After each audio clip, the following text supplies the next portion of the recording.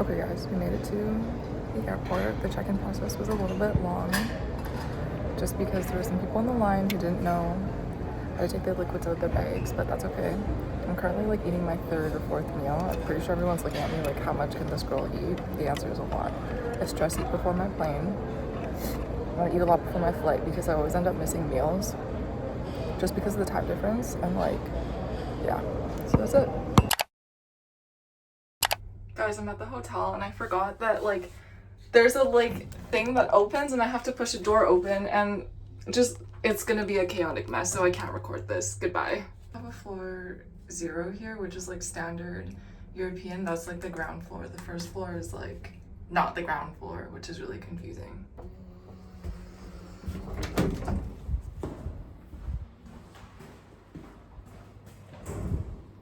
Okay guys, before we even get into like my hotel, let me tell you the story of how I got here. So I had to get on 3 separate flights. So the first one from YVR to Munich.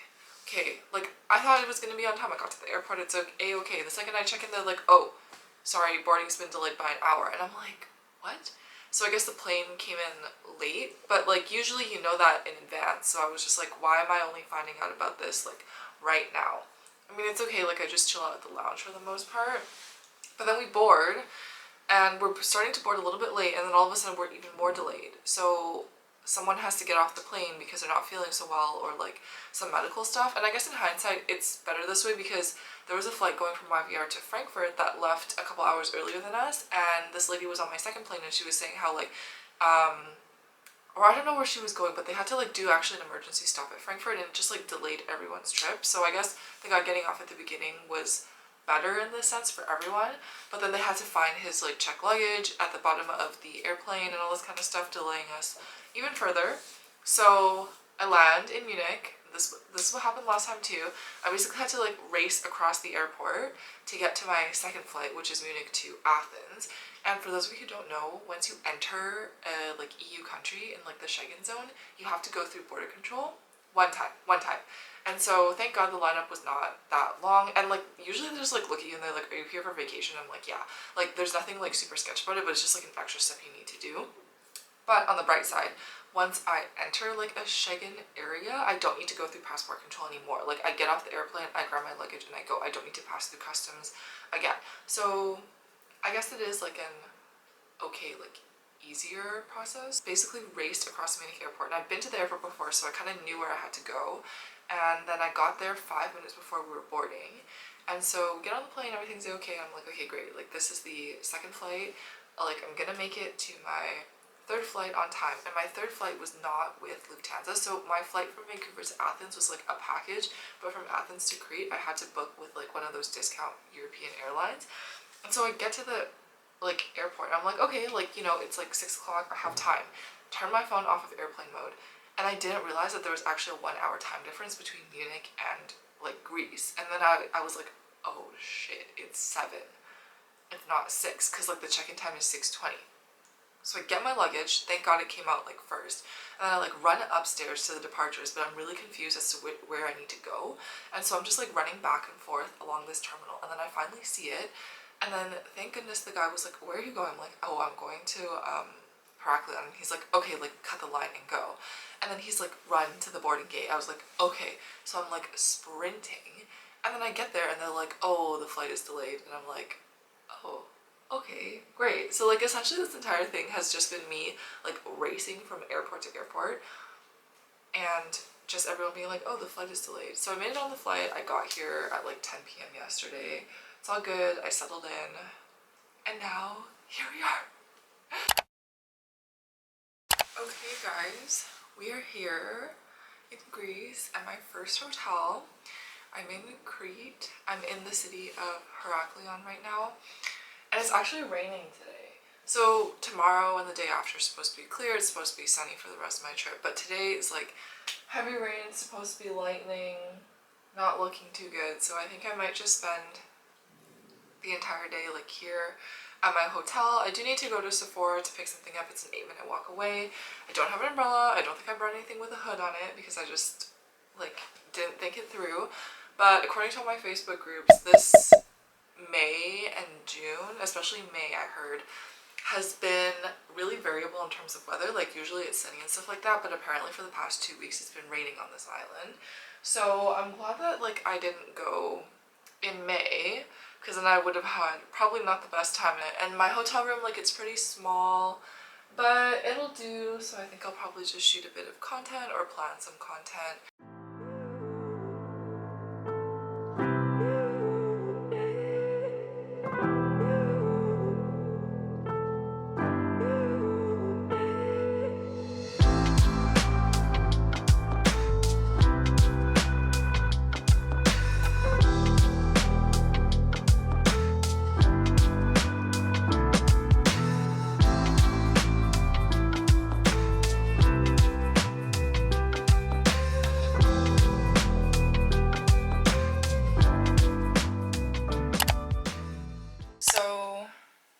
By the time I post this vlog, I will still be in Greece. My plan is to post, like, based on every single island I've been to all my coworkers who kept asking me why I'm not excited or if my mind has changed.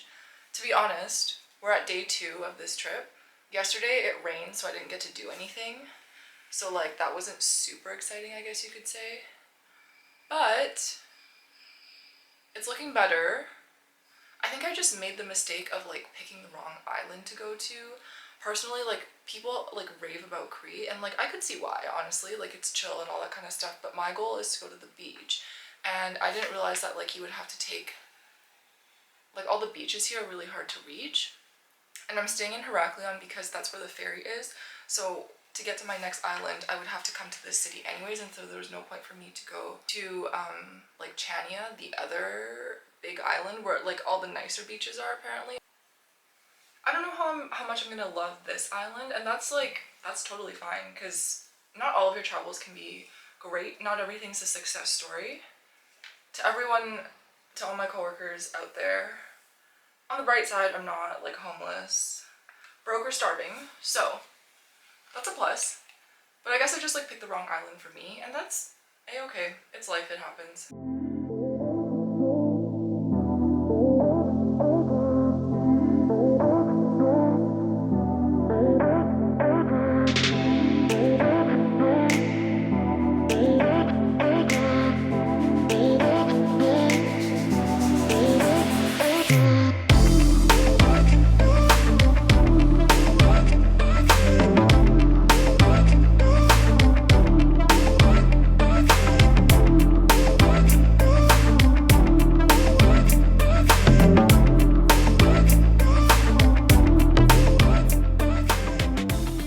Oh my gosh, I literally just saw, oh my gosh, there's stray cats, and wait, I need to stop this video.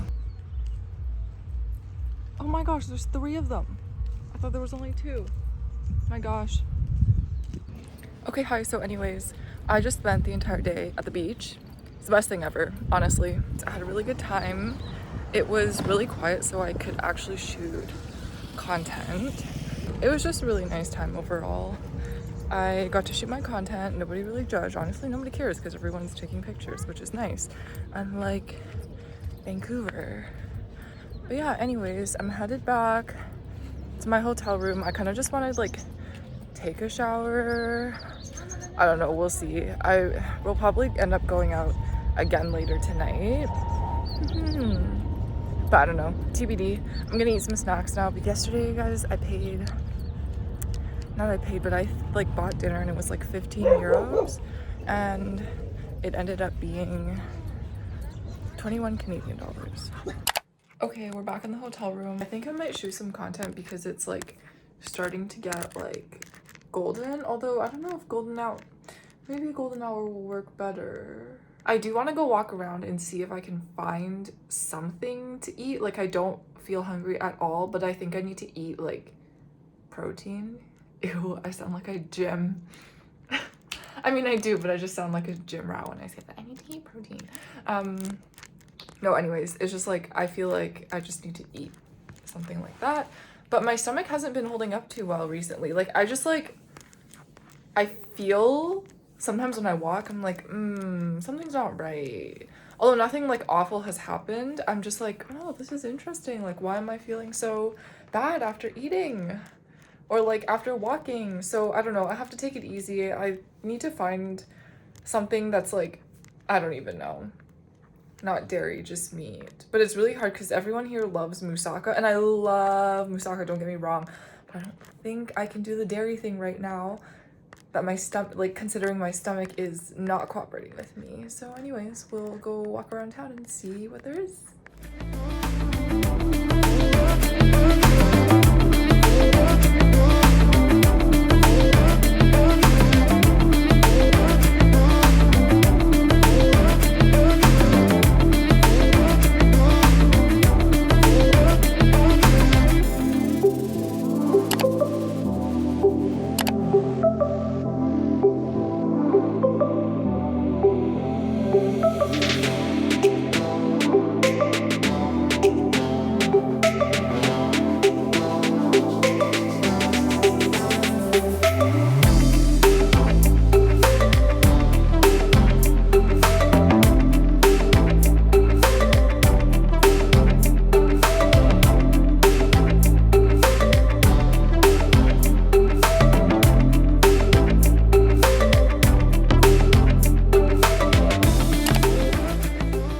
Okay, before I start off the end of the Crete vlog, if you see me wearing this sweater, it's just because I'm filming while I'm sitting in my bed. I don't pack more than a pair of pajamas because, like, why?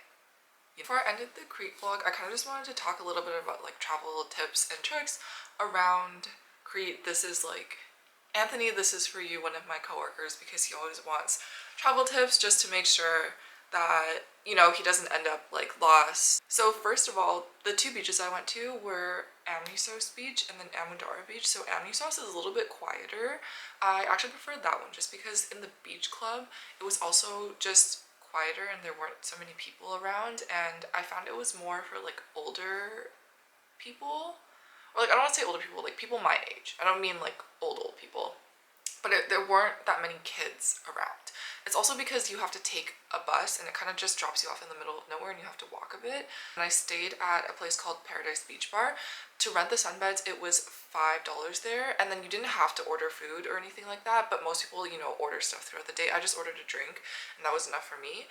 The beach is really nice and sandy. The water's still cold. There is a little bit of rock like as you enter, but then it gets really nice, and it is actually pretty shallow, pretty far out, so you actually can walk like pretty far out before you hit like the buoys where the lifeguards have marked it. Also, there are lifeguards on these public beaches, so I was pretty impressed by that. Next up, we have Ammoudara Beach. So Ammoudara Beach, I would say it's a long stretch of sandy beach, and that is where most of the resorts in Heraklion are, because like they fall, I don't know, I just saw like a bunch of them. So it is a really popular touristy place. A lot of tourists who stay in the resorts obviously use that beach, and I would assume that most parents who travel with their kids kind of tend to stay there, because I saw a ton of kids. And at both beaches, they're what I call semi-organized, so there are beach beds, but there also are areas where you could just have a towel and lay down and you don't have to pay for anything.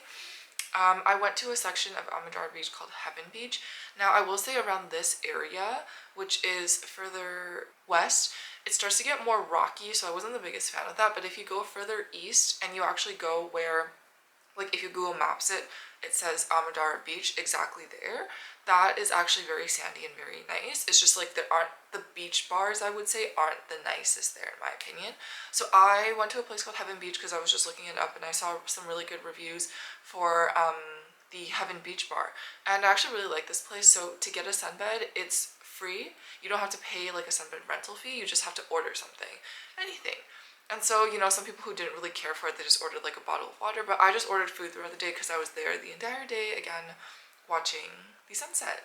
Ammoudara Beach was a little bit busy, a little bit too many kids for my liking, just because I don't really want to deal with screaming kids, and some kids don't know how to behave themselves, like, and I think it's just like, a kid like shot a water gun at me and his parents were like, oh my god, and they were like, I'm so sorry.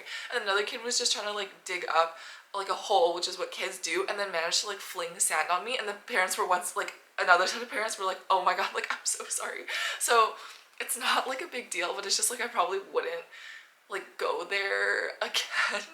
just because it was a little too busy. If I were to go back to Ammoudara, I'd probably stay closer to the east side where it's not, we haven't hit the resorts yet, or like a strip of resorts per se, where it just seems a little bit quieter and the beach is nice and sandy, so I don't have to like run through a bunch of rocks to get into the water.